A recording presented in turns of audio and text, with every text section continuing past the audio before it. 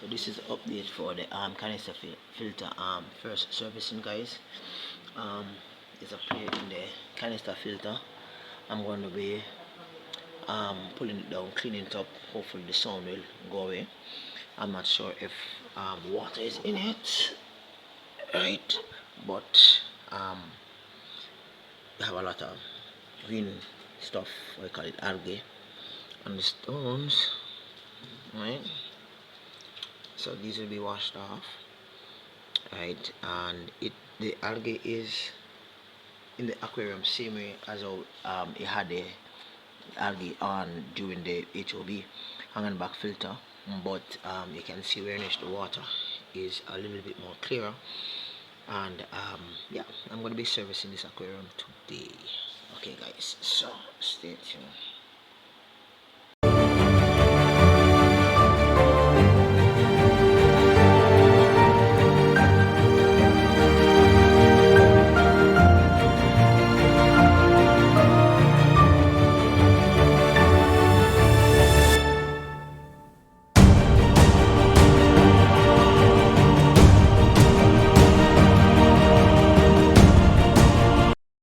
Okay guys, so I am going to be pulling the canister filter after being in operation for about roughly heavy pulling breath. I have been doing so much stuff since morning.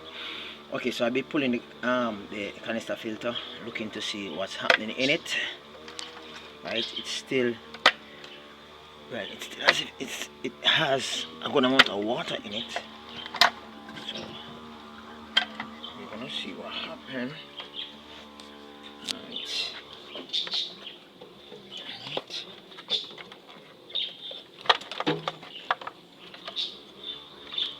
Alright guys. Alright. It's all a mess, right guys? I'm gonna be cleaning this. I'm gonna be taking out the different sections so as to see what has been happening. So this filter, right, it's not that bad. It's not that bad, guys.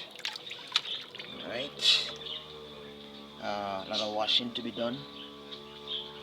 Been hearing like the impeller at the bottom of this making a funny noise. I don't know the reason why, but we'll see what happened. I don't know if it's the flow of the water was just not as it's supposed to be, meaning that the hose was like, we'll see what happened when I clean this up, when I place everything back in. I don't want to clean everything because I need some beneficial bacteria to be inside of this stuff, right? So I'm going to be doing some cleaning right now. Right, the submersible pump, it is now at the base of the submersible pump, and it's not supposed to be out of water. They're kind of similar, right? I have a similar kind of mechanism for the impeller that actually controls the flow of water within the canister filter, right guys? So you have the impeller, you have the shaft, and you have the cover, and all of this right here is the electrical components that actually manages the flow of the water, right? So oh, by the way, this shaft is what I call enamel shaft, right? It's much more sturdier, and it doesn't wear as easy as the metal one. Guys, back to the drawing board as far as impeller shaft and water movement.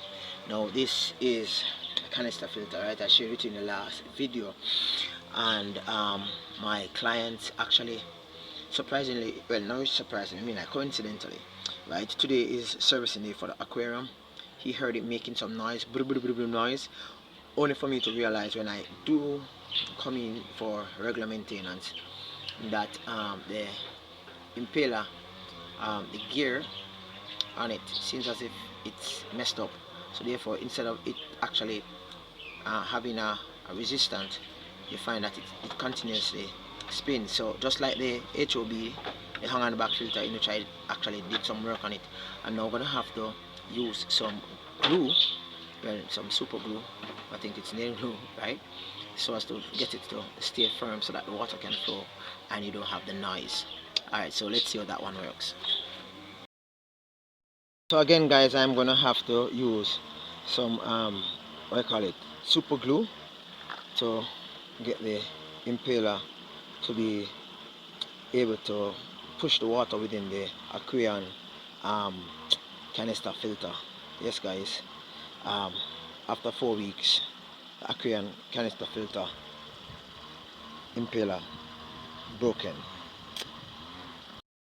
Problem that facilitates, or should I say that encourages, this continuous issue of broken impeller, not only with my client but also with myself and others in Jamaica, is that Jamaica experience a lot of power outages, and as soon as power outages do come, depending on how long they are, you find that the water kind of backward siphon.